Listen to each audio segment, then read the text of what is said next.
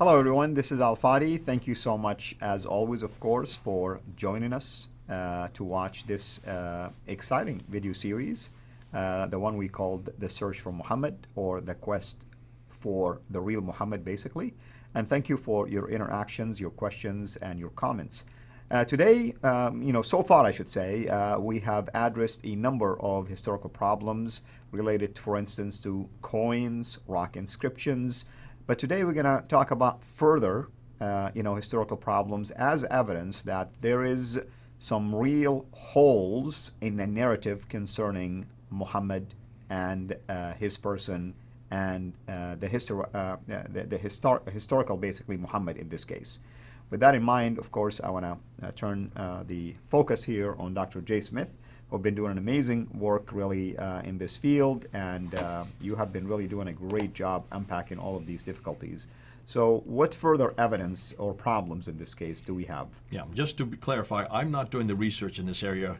People like Mel, who is on Sneakers Corner, Murad, who's from the Middle East. We have Joe, who is also from England and also from Europe. We then also have Bala, who is in India, and then we have Sarah, who's down in the Southern Hemisphere. But these are people who have actually done a lot of the research. I'd already mentioned Odin LaFontaine. These guys and gals have been working on this material for over 20 years.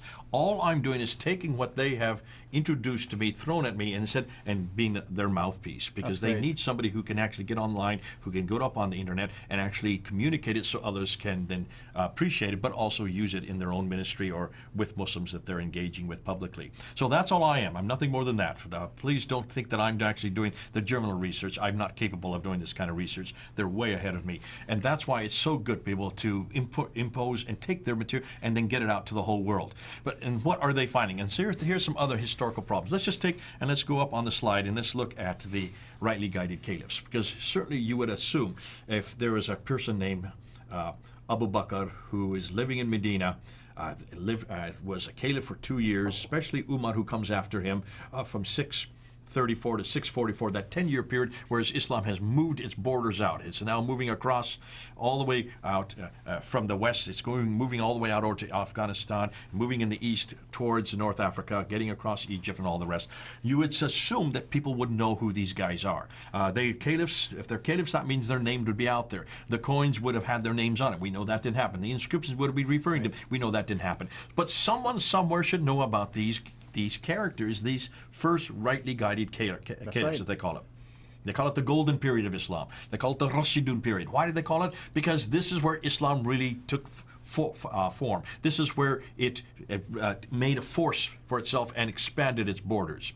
And as they conquered right, left, going both west and east, they then took over a lot of these cities, and they would have now, someone somewhere would have known about these guys. You would think. You would hope. That's right. That's what we are always looking for. So one of the things that this group of the researchers have been doing, and they've been working on this for about 5 to 10, some as many as 20 years, they've been asking this question: where are these rightly guided caliphs?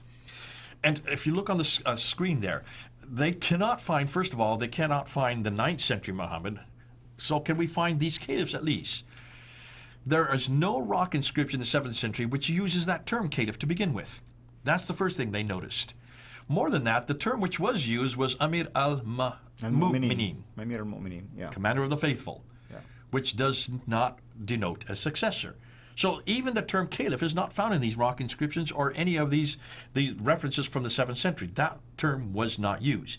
Yet today, we're using that term all the time to refer to these 4 characters. Or you might say Muhammad would be the first caliph from 624 up until he died in 632. The later term caliph was introduced as Khalifat by Rasulullah, means the successor and messenger of God. That is introduced in the 8th and 9th century, not in the 7th century. So already you've got a problem here, because even the term it's in the wrong century.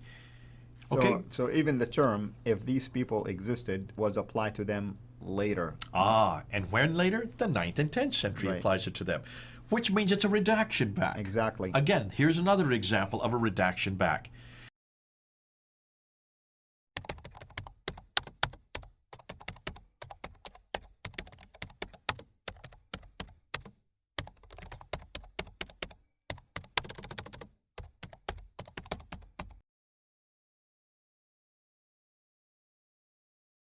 So, I was really hammered by Yusuf Qadi for getting the wrong name at the wrong in the wrong century. Well, how about him hammering the Islamic traditions for doing the same problem? That's right.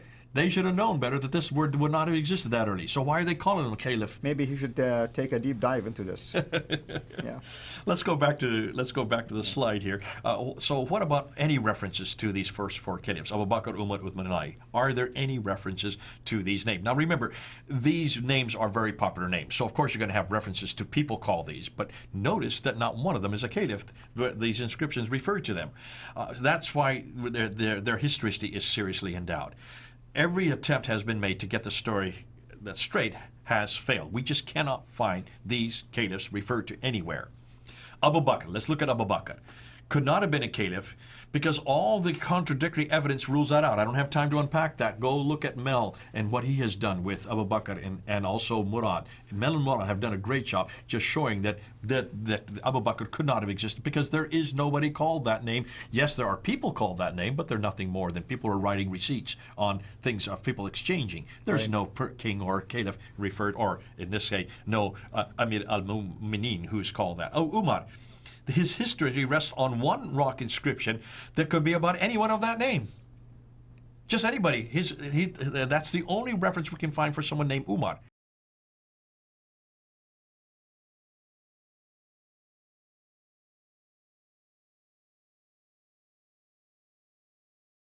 He did exist. Someone did exist named Umar. But as we're finding with Muhammad, we're going to find later there is actually another Muhammad that existed in the 7th century, but it's not the Muhammad of the 9th century. He lived 100 miles too far north, and he was a Christian, and he was a king who was in charge of 30 cities. So you can see the difficulty is we can't place this Umar with anybody who is later or anybody who is earlier. Uthman, we can't find anything for him. There's nothing, no reference for him at all. So just throw him out.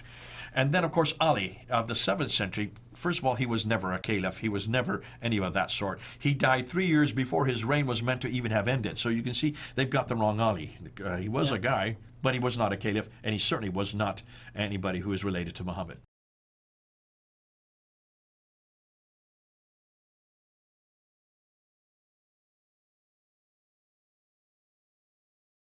So one thing is interesting here. Are you telling me Uthman, who is credited for the Uthmanic Rasm, the first canon of the Quran, is not referenced in any of these important inscriptions and other things? We can't even find him. And this is why I keep on asking. I've been asking this since 1995. You keep on telling me about this guy named Uthman, and you keep on telling me about the fact that he had this Quran. And I've always asked for 25 years, can you show me where this guy exists to begin with? And secondly, can you show me where this Quran that supposedly he canonized in 652, can you please help me here? For 25 years I've asked this question, and nobody can show it. And all they can say, well, he's referred to, and if we look at all the references he's referred to, they refer back to him, and all these references where he's referred to come from the 9th and 10th century. And even the references to his Quran come from the 9th and 10th century. And finally, when we do get the manuscripts, and people like Tahir Altukulic and Ekmel Nisal, these two Turkish scholars from 2002 to 2007, finally look at these 6 major manuscripts, they have realized that these manuscripts don't even come from a guy named Uthman. They don't come from that time period. In fact, they're saying they don't even come from copies of that time period. Right. These are Muslim scholars, and they were saying this in 2007. We're now in 2020, and yet Muslims are not listening and not looking, and they still can't come up with anybody called Abu Bakr, Umar, Uthman, and Ali. And that's why we need to be careful. If you're going to be talking about this, you need to come up with evidence. Well, I think that's enough for this one, because this is devastating in and of itself. Forget about Muhammad. We can't even find the guys that follow him. And we can't find anybody who is historical until Muawiyah. Right. Of what we would recognize as Muslim, if he were a Muslim. And what we now know about Muawiyah, as we saw in the coins, has nothing to do with Islam. Very good. Thank you so much. Of course, I wanted to do this to help people understand what we've covered and what to expect. And sometimes it's good to summarize things for them because, not everybody probably was following these arguments the way you put it logically right now. Well, thank you again, brother, for doing that. Thank you, everyone, for watching us. Until we meet again next time, have a blessed day.